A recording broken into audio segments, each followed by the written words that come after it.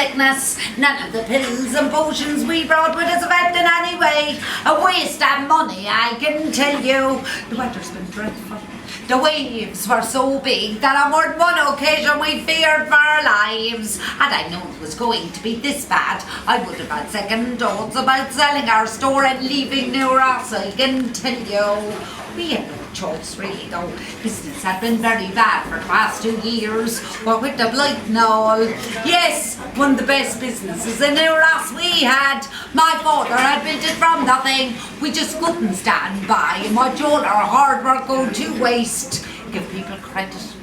John said, these bad times will pass. John said, that was nearly 2 years ago, and I couldn't begin to tell you how much money were owed by friends, neighbours, and complete strangers. 3 months ago I got this letter from my brother in New York.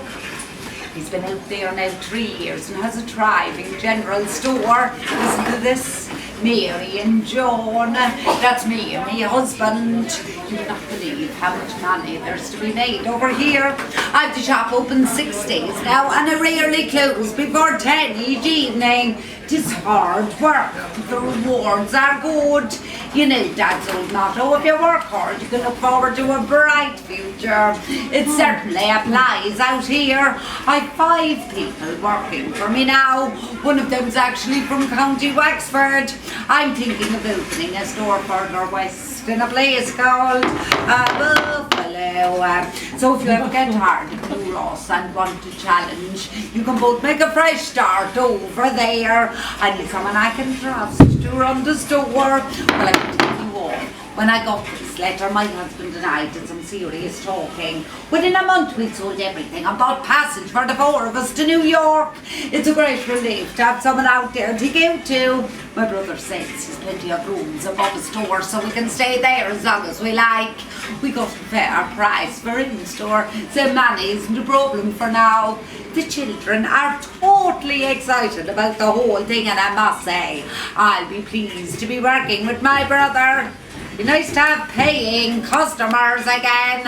Have you been around the ship? I must say I'm not at all pleased with the conditions we have aboard. £25. My husband and I pay for a cabin for ourselves and our 2 children. It's very cramped and I barely have enough room for my luggage. I came down here in steerage to see if we'd be better off paying £5 for this after seeing the conditions down here. I'm delighted I insisted on a cabin. How these people live down here I do not know. After the last storm we were up on deck getting some fresh air when the hatches were opened to let these people begin a clean-up operation of their quarters. Oh, well, I was appalled at how sickly and thin they were. The look of some of them actually frightened my children.